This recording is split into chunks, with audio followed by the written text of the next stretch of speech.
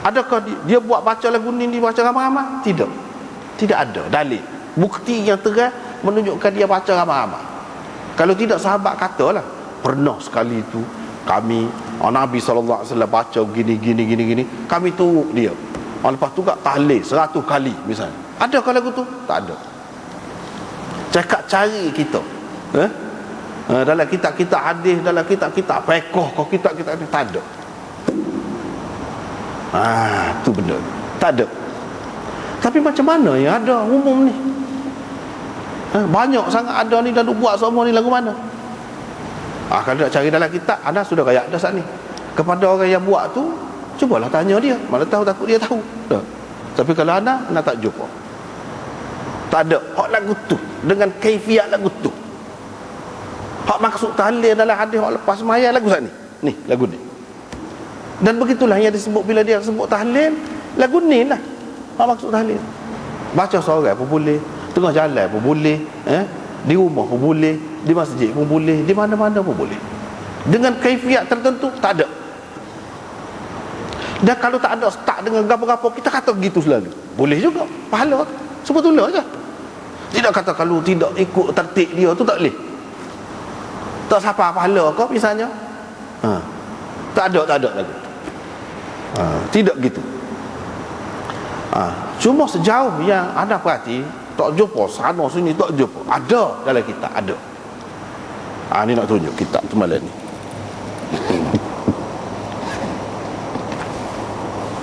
Dalam kitab ni, senjata Tok Haji dan Tok Lebah ada. Tapi dalam kitab hadis tak ada. Dalam kitab ulama-ulama besar-besar tu, kitab fiqh, gapo pun tak ada. Kitab Imam Ghazali kok tak ada lagu ni. Padahal banyak benda-benda pelik-pelik juga, tapi tak ada. Hak ada dalam ni. Kira-kiranya hak ni lah yang menjadi rujukan. Sebab apa? Tok guru kita ramai sini ni pun ngaji dengan tok guru ni lah, Syekh Abdul Qadir bin Abdul Muttalib Al-Indonesi Al-Mandili. Hak terkenal dengan Syekh Qadir Mandili. Itu dalam kitab dia ada. Tapi dia tak ada ayat juga. Mana ambilnya? Tak ada. Mana ambil? Dan siapa dia mula-mula buat lagu tu? Dia tu terima daripada siapa? Tak ada ayat. Dia ke sendiri yang mengatur cara yang seperti itu, ataupun tok guru dia, tok guru pada tok guru dia nama apa, tak ada ayat. Tak tahu waktu tu. Ni kita tengok sikit. Banyak dalam ni benda-benda hak banyak duduk buat dalam ni, banyak ada dalam ni. Misalnya kalau sembahyang tarawih, antara nak sembahyang bangun pula tu baca kena subhanal malikil ma'bud, subhanal malikil mawjud, gapo tu ada dalam ni. Hak banyak-banyak duk buat tu kan, ada dalam ni. Itu faedahnya. Kita boleh tahu. Baik. Ini dia kata, ini bacaan pada ketika kenduri. Itu tajuk dia. Hendaklah dimulai dengan membaca Fatihah sekali, dan dihadiahkan pahalanya kepada Nabi kita, dan kepada sekalian Nabi dan pesuruh Tuhan, dan kepada sekalian orang-orang yang soleh. Hak itulah orang panggil ila hadratin Nabi itu. Ila hadratin Nabi itu nak dia hadiah, itulah. Kemudian maka dibaca akan qul huwallah 100 kali atau lebih atau kurang. Kemudian dibaca la ilaha illallah Allahu akbar. Kemudian dibaca qul a'udzu birabbil falaq sekali. Kemudian dibaca la ilaha illallah Allahu akbar. Kemudian dibaca qul a'udzu birabbin nas sekali. Kemudian dibaca la ilaha illallah Allahu akbar. Kemudian dibaca Fatihah. Kemudian dibaca alif lam mim. Dzalikal kitabul la raiba. Dia sebut ni habis. Siapa wa ulaika humul muflihun. Lepas tu wa ilahukum ilahun wahidun la ilaha illa huwar rahmanur rahim. Allahu la ilaha illa huwal hayyul qayyum. Habisan. Panjang kan? Orang-orang duk buat lan ni tu kan betul-betul super. Inilah tertibnya. Akhir sekali dia kata sayogianya ini akhir sekali wa'fu anna waghfir lana warhamna anta maulana fansurna 'alal qaumil kafirin. Sayogianya diulang-ulang akan wa'fu anna waghfir lana warhamna 3 kali, tapi dengan cara rentak yang tertentu. Seperti mana diamalkan? Ya, wa'fu anna waghfir lana warhamna. Dia ulang 2-3 kali. Gitulah. Lepas tu irhamna 3 kali, rahmatullahi wa barakatuhu alaikum ahlal bait innahu hamidum majid. Lepas tu innama yuridullah, apa semua tu. Lepas tu dia baca innallaha wa malaikatahu yusalluna 'alan nabi hingga ke akhir. Allahumma salli afdala salatin ala, gitu. Ni ada di sini. Cara baca ala as'adi makhluqatika habibillah misalnya. Ni ada. Tiga bacaan kan tu tak serupa. Orang-orang yang buat dia tahu. Lepas tu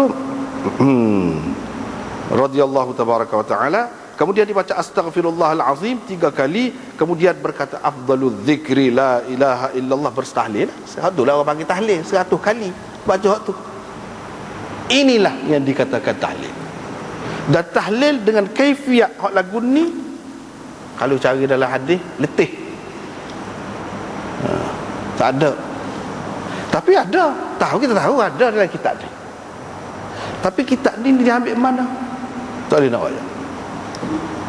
Tak boleh nak ayat. Itu benda. Lepas tu orang kata tak boleh pun buat apanya kalau kita buat. Moga benda ni molek kan. Benda ni salah mana? Kalau ada rentak-rentak tadi tu menyegarkan, kata dah. Jadi seronok, jadi segar. Boleh kata gitu kan. Tapi kalau nak kira hak Nabi tak ada. Cuma orang-orang duduk buat dia kira benda ni tidak salah. Apa salahnya, di mana salah? Memang pun tak ada salah. Pas tak boleh kalau kita buat. Itu orang panggil istihsan. Kalau mengikut Imam Syafi'i tak boleh. Istihsan.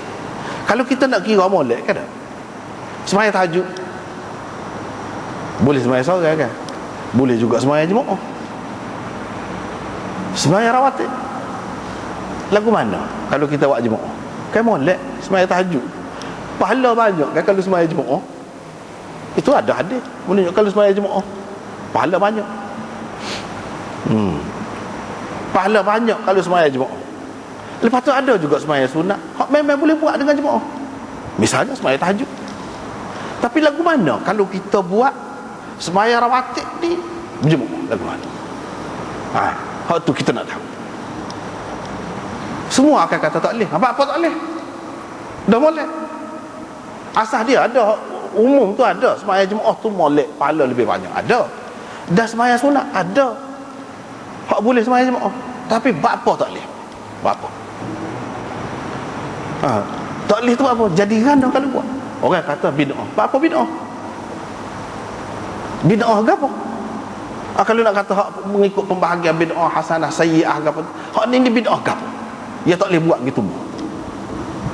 Supaya juga sembahyang duha. Kalau kita buat jemaah kan?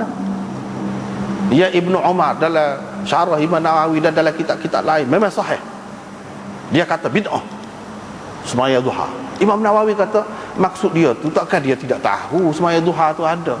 Maksud dianya yang dia kata bid'ah tu apabila dibuat dalam kaifiat dengan cara yang tertentu yang tidak ditentukan oleh Nabi sallallahu alaihi wasallam. Nabi buat. Tapi kalau kita buat jemaah misalnya, ada buat tu Nabi buat seorang dia gitu je. Tak boleh kita nak fikir buat tahajud ada boleh jemaah, kita pun boleh buat ni jemaah apa je. Nabi buat di rumah dia, kita buat tetap di masjid. Apanya kalau kita buat tetap di masjid ramai-ramai, lagi segar lagi kita. Lagi menarik orang. Apa tak boleh? Apa tak ada siapa pun kata boleh. Semua kata bid'ah. Sahabat Nabi kata bid'ah. Kita tak berani. Kita kata itu bukan bid'ah. Bid'ah ni kalau hak bercanggah dengan agama. Faham tu bercanggah ke dia? Semaya dapat kena jemaah. Apanya? Apa yang tak boleh tu apa? Dapat apa yang dia kata bid'ah? Bid'ah tu hasanah. Kalau hasanah boleh buat. Pas sayyi'ah tu kita tahu mana. Moga benda tu asal dia ada tu. Sembahyang apa dia duha tu memang ada. Sembahyang rawatib pun memang ada. Memang Nabi buat berlaku. Tapi yang tak boleh tu apabila kaifiat dia. Kaifiat dia. Hak umum kita buat khusus. Hak gini kita buat gini. Kita buat tetap gitu. Sehingga sekarang ni kalau tahlil, kalau orang tidak buat cara lagu ni orang anggap pelik. Hak tu mari mana? Apa yang sampai jadi gitu? Itu persoalannya.